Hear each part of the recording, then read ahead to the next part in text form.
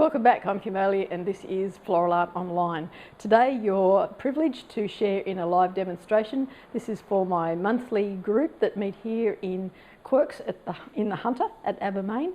And today we're going to talk about incorporating paper into designs. This is part of a new way of looking at designs. So anything that is paper or paper based you can start to use. Once again, for anything that you do for a competition, the paper that you use mustn't dominate the design, so plant material still has to predominate in any kind of design.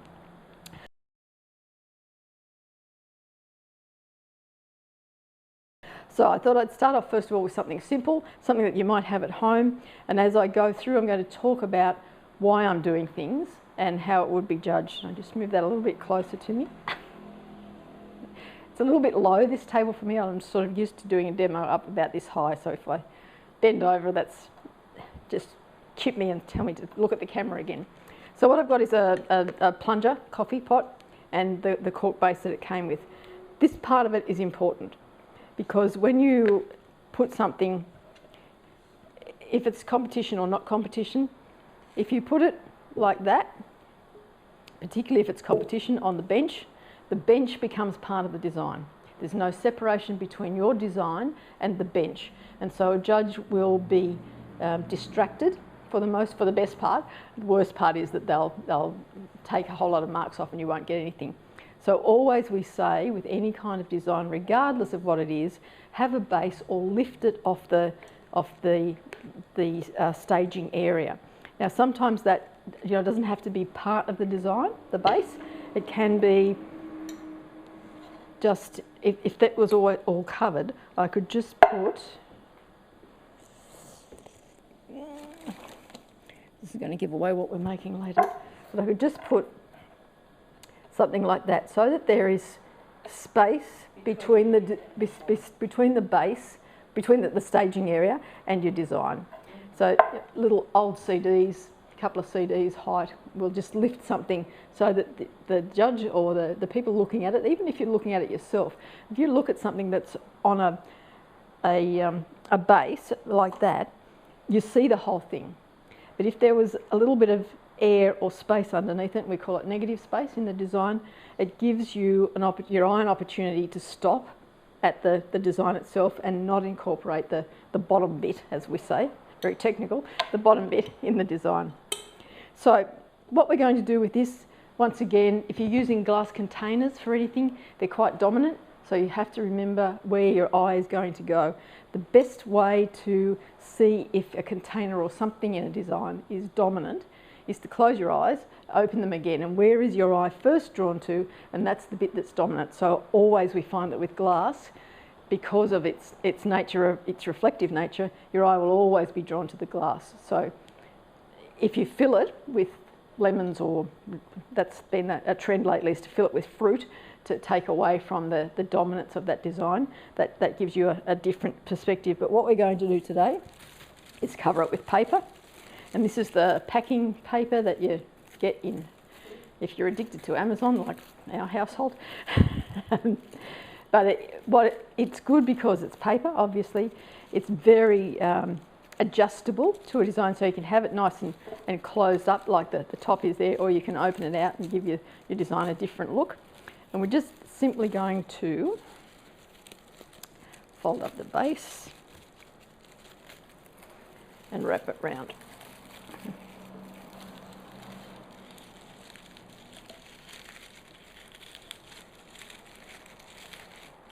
And I've just twisted that on itself because I don't want too much attaching material like wires and those sorts of things. It might take me. Of course, like every design, it worked perfectly at home in the practice. And now it won't do it, and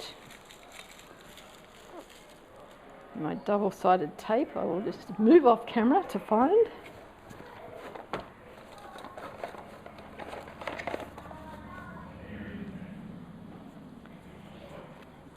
That would be the children of the household out there. So I'm just using double-sided tape just to secure it a bit better.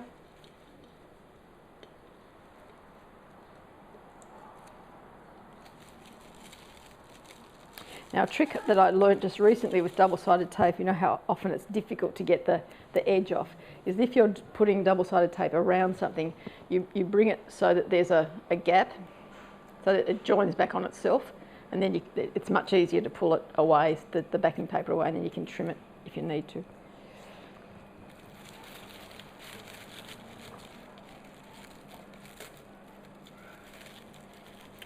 So what I've done with that is incorporated the paper through the handle, because I just want a hint of the idea that it is something other than what they're seeing.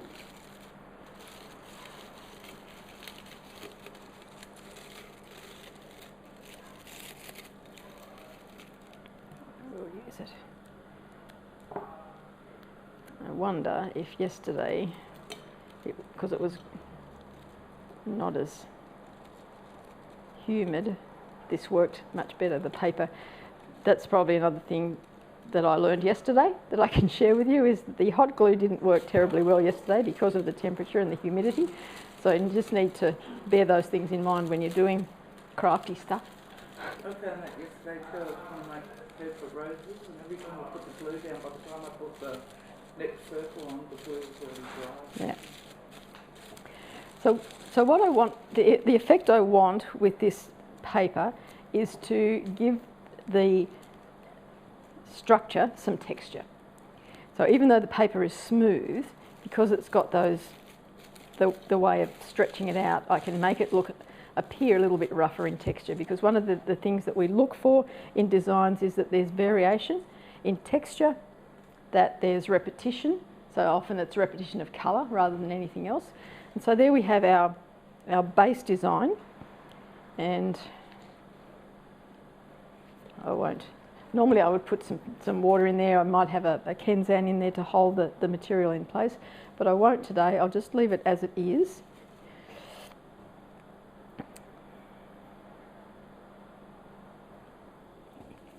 Couldn't see them. So our next bit of paper that we're going to incorporate are these paper straws, and that's part of what you'll be making today. So they're just the pages that are rolled up. This will give it height. When we look at a container, we like to see that the rest of the design is 1.5 times at least the height of the container. So this is going to come up to about that height. So what can I use that will give it that height and also allow me to place some plant material in it? And so what happens with these is that because of the nature of the packing paper, that I can actually attach them, just weave them through the outside to give me the structure that I need.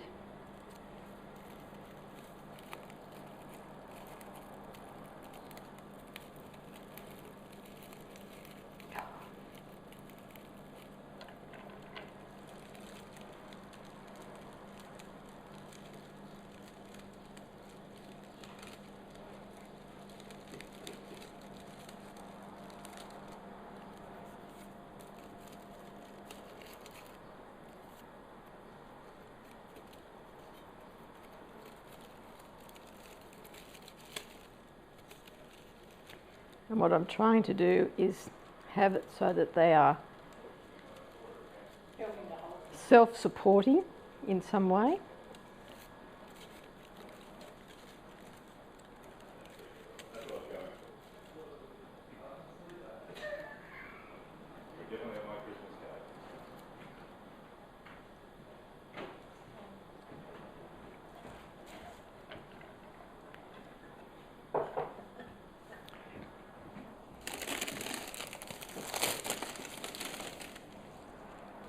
And what that gives us is a different point of interest, because we've changed it from being a reasonably smooth, although it's textured, but straight lines, vertical lines. And what we're doing is creating a little bit of contrast and chaos in the top of the design.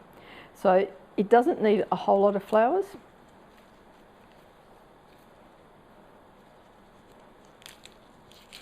As always, you would trim off the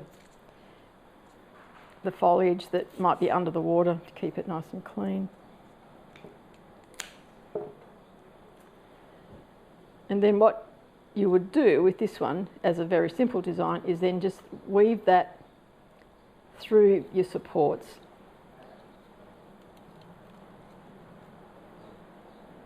To hold it in place. I might put another couple in there. Now I have to find the right ones. So this is the other thing that you're going to be making today. These rounds. So and they're made with the paper straws. And what that does is again provide you with some structural support and a little bit of interest. So what we would do is leave a hole through it so you can thread your stem through it. We'll do some other stuff with the ones that we make a bit later. And it just repeats the idea of nothing's going to work this morning, of the plant material. So it needs something in the base there. I thought I might get away with not putting the Kenzan in, but I will. I'll do that, fix it up a bit later because I want to get onto the other design. But that's just to give you an idea of how you can mix and match paper within a design and then add your plant material. So we'd add other foliage in here, not to dominate the design because this is quite a heavy base, so we want to ensure that we've got some interest above it that keeps it interesting, keeps your eye moving through the design. What we would do with the foliage and plant material is probably drape it over this base a little bit so that it incorporates the top and the bottom of the design. The tendency when we're doing very modern things, very contemporary things like this, is to have two halves of a design. So you have to ensure that your eye is going to travel down through the design, but it's got an opportunity to come back into the design as well. So if you had something that was draped around that way, it covers part of that. I haven't got anything I can show you. No. It covers that, so your eye sees the design first of all, has a look at the interest in it, looks at the movement in the design, and we've got very definite lines here where we're taking our eye up and out of the design. So you've got to have something that brings your eye back down. So we'd have something that was semicircular or wave design, but that draped down but still brought your eye back up into the design. So ferns or vines are very good for that sort of thing. So that's the basis of using paper as part of your structure. The next one I'm going to do is about incorporating paper into the design.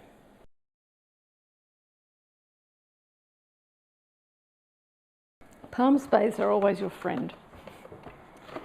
So this is one that is just screwed onto a little bit of Banksia tree that came down and got sliced into millions of pieces, and it forms a good structural basis for doing other designs.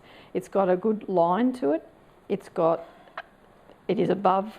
If we look at that being the base, I'll take it off there. It still has a tendency to become part of the base underneath. So we need to lift that up. Again, you could use just something that it sat on, that lifted it like that above the base, and that would be enough. But I thought that I would like some repetition, and I also want, because this comes out a long way, we need to ensure that it doesn't look like the design has gone down into a triangle and it's sitting on this very fine point, unless that's the look you want. So my feeling was to try and extend the base of the design by reflecting the tree branch. So this is the other part of the tree that came down. And so that's what I'll use. And you can see straight away what a difference that makes to the way you see that first part of the structure. Wouldn't matter which side you're using, and the plant material in a structure like this doesn't have to be perfect, because you can start to utilise some of those splits and incorporate the rest of the material that you're going to use. I looked at that and thought it still needs more structure around it before I start to put some of the other material in. And so I have this other one that has been sitting outside, as you can tell, and it's just about balancing that line with something else, as I said, that brings your eye back down into the design. So it's about anchoring it. I'll have to do it facing me so I can anchor it in.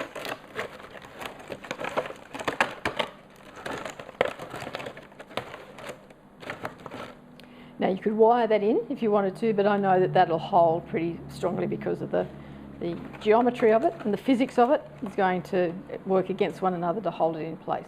So that gives us the outline. You can see that if you were looking at it and your eye went out here, I need something to bring your eye back in, but if you're doing it this way, it's bringing you back in, and it's bringing you back into a certain point in the design. So that's where we're going to have to put some material to make it interesting when you look at it. Now this is the one where I decided to do it as the rainbow harvest, so I could talk to you about what that means in terms of interpreting a design.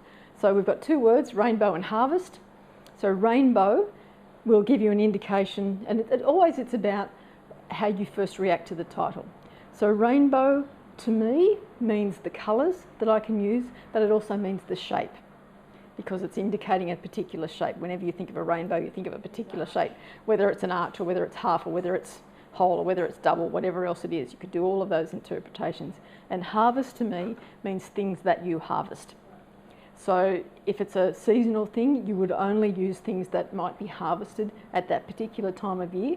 So, and if it's an agricultural show, you would only use things that can be harvested in that area. So if when I went to Narrabri, and we had a similar sort of title, I used cotton and I used wheat, because that's a bit of sorghum, because that's what they have, or that's what they were harvesting at the time we were there. With the Easter show, it would be very different, because they have a whole lot of things that come in for the Easter show competition, so probably got a little bit more leeway with that. But as a general rule, I would look at it being things that can be harvested in that arena. I'm going to have to do this a different way. I'm not going to stay just like at home. Sat all night outside, was fine.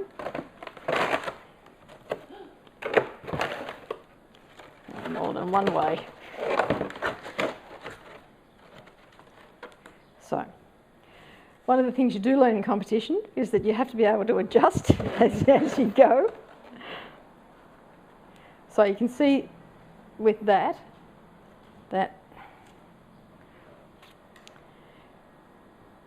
I could have it either way. I'm inclined. Now that's the way that you might look at it and think that's the best angle for it, because it gives it depth and a little bit of height, and you've still got the movement happening. But I actually like it this way. I liked it. Okay. No, that's all right. It's art. Yeah, it's art. So it's always going to be in the interpretation. But the reason I'm saying I like it this way is that I can hide things under here and have them hanging down. So I can actually see what I want to do with the design and where I want to place things, whereas this way, it still looks good, and I could still do things with that, but for me, and the way I design, that doesn't talk to me as much. So, and the other thing I find for me with this way is that this is giving me a barrier at the back, and I want it to be something that you can look through. So I'm going to do it the way I like it.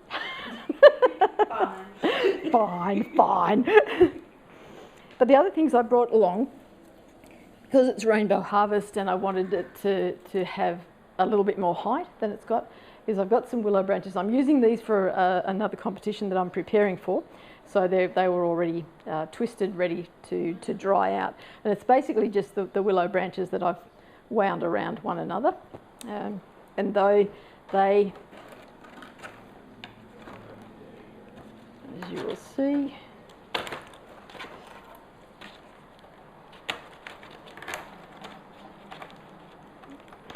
get wedged in here, she said.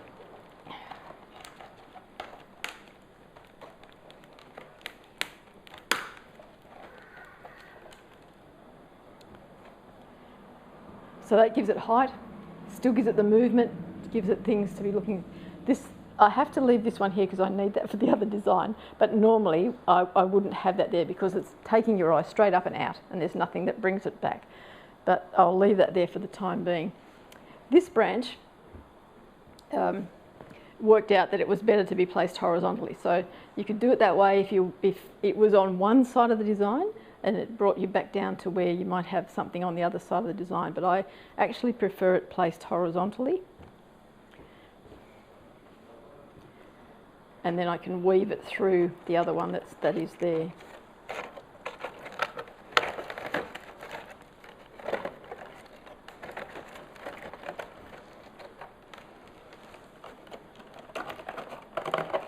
Once again, what I'm trying to do is to bring things over the front of the design so that I'm getting the depth of the design.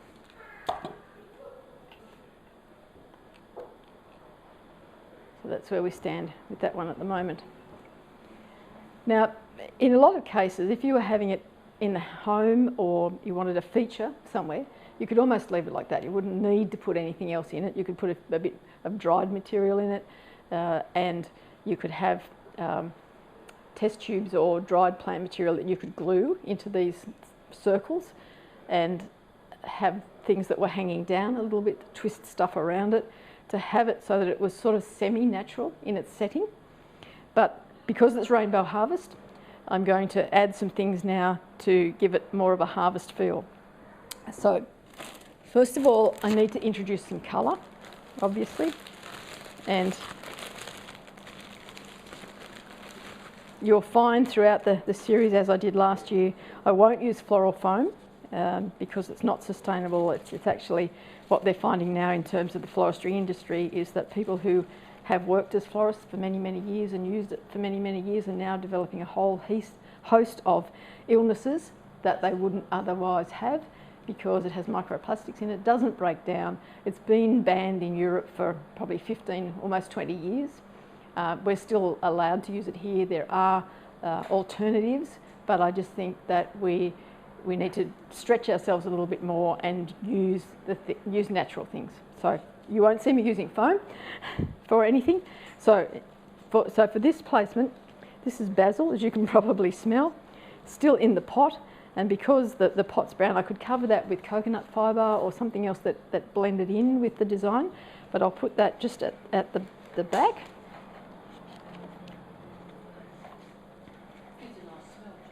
Lovely smell, fresh smell. It's not going to sit there. It's just not playing with me today.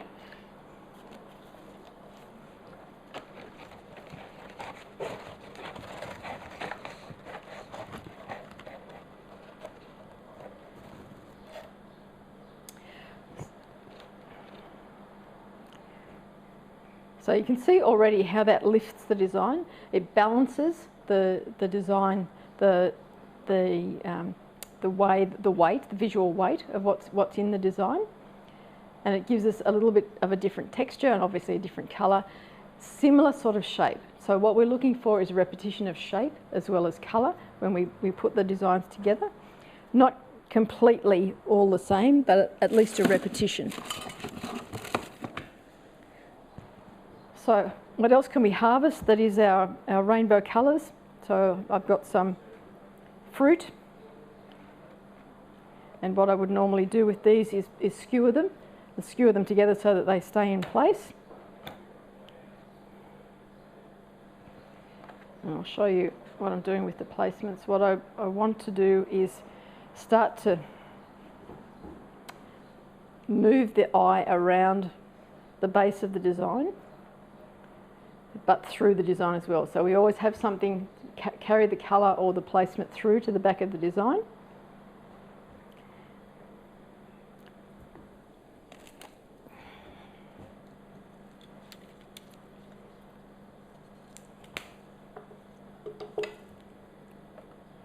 I can have these out of order for a bit because they don't mind being out of order for a little while. But what I'm using is these willow, and I'm actually using them as the structure to hold the placement in place and twist it around. Now that repeats our yellow colour from the lemon. It's not really part of the harvest because it's not, you know, in some circles we could argue that it is harvested, the flowers, but the harvest to me means fruit and vegetables, and as plant material we could have the whole design done that way.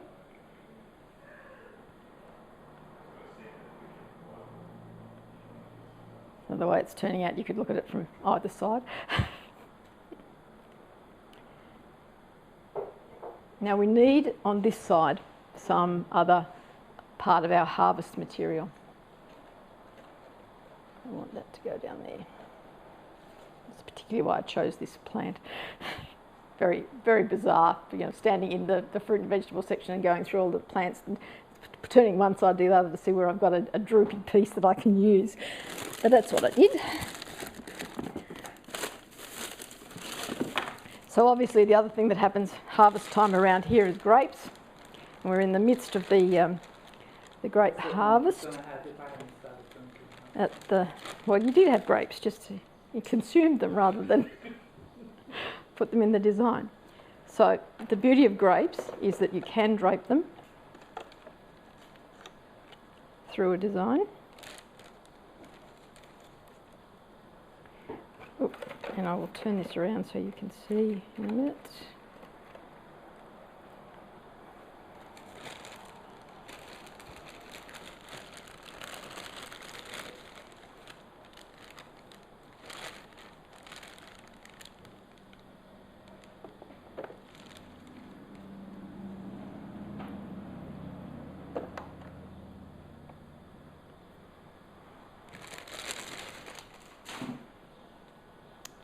Move these all off. So I don't.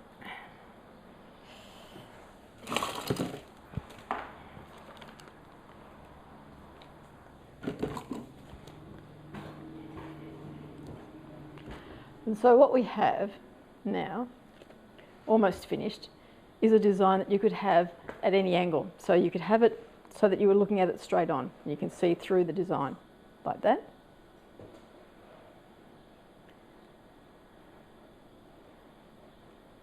You could have it so that it was either way, so the way that I like or the way that the crowd likes.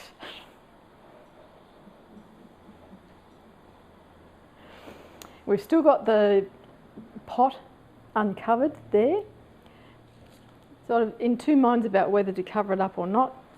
But what I can do is the other thing I brought to use in it is mushrooms, because obviously they do get harvested and they get harvested all through the year. So they can be used in a design that is a harvest design all the way through the year for that same reason. And what I would do with them, I won't do it today to waste it, but I would glue them on to the pot so that it covers the pot, and perhaps have them trailing down so it looked like they had come out of the pot and were growing. You know, perhaps you could even put holes in the pot and push them into the dirt that's in the pot to look like they were growing out of the pot. So I'll just put a couple around so you get the idea. And they don't all have to be front facing. You know, show off the plant material, all of the plant material, not just the bit that might look pretty or that you won't ordinarily see.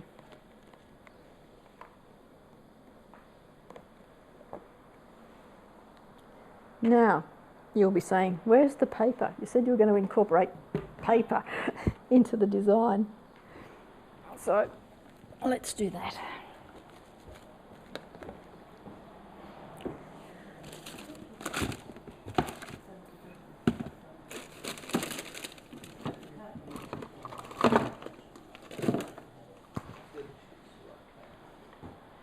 So one of the things that we are going to do in the workshop is, as I said, make the paper round, and then you can shape them and you can use them in any fashion to provide you with a structure. So with this one, obviously we could put it somewhere in the design and have the stems coming through. This might be a way that you could do the rainbow part of the shape of the design, so make it into a rainbow. You could use the colours in the paper and make the rainbow interpretation through the actual circles in colour. You can, this one is made, that's why I needed you to bring the plastic bowl, because this one is initially made by moulding it over the plastic bowl. But what then happens is that if you wanted to have it as a lid for your plastic bowl, this becomes your water container to put your water in, so that you put that over the top, and then you can, with the gaps that are in it, you can put your stems of your plant material through it. So what we're going to do is exactly that. We're going to put it at the back here a little bit.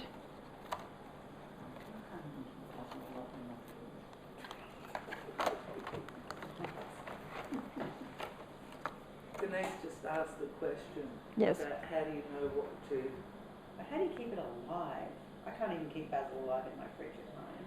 So how do you keep it so it doesn't look droopy? Because obviously you can't do this on the day of the competition. Yeah. So it's about making sure that it is fully hydrated. So in a pot like that, I would probably leave it in the growing medium, or you can use perlite, which is the white bits that you often get in potting mix. So you can buy that individually. If you put that in a container, it will work like floral foam. So it will hold whatever you put in position. You fill it with water, it takes up the water, so that your plant material has always got a water source, but it is also holding it in place. So I'd probably use the perlite. If I'm not leaving it in the growing medium, I'd use perlite. So, and that's just running $6 a bag or something. flowers, you would do the same. Yeah.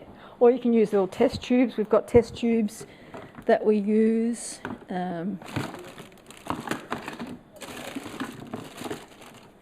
Yeah, there is one there somewhere. So I'll just put some of these into the back there so you can see what I mean with that. Where's my knife?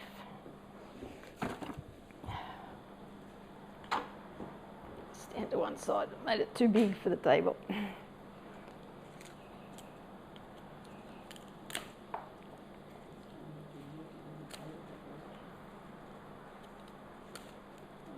Now, as always, the chrysanthemums are the most economical of the cut flowers to buy, because you get so many flowers. Even though you only get 2 or 3 or 4 stems in the bunch, you'll get a lot of flowers that you can use. These are a little bit tired. So what I'm going to do with this one is just put it through the gaps into where the bowl is underneath. So just like that.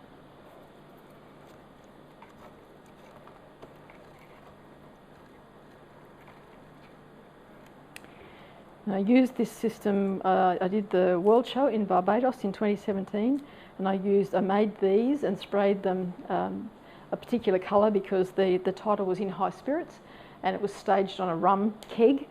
So I wanted to incorporate the keg into the design as part of the design. So I had this spilling out of the design as part of the rum that was boiling over out of the keg. So it came down to the keg and then down a little bit further over the keg. So it was very well received by the locals, not so much by the judges, who couldn't understand the no, they understood it. They were Canadian, and so they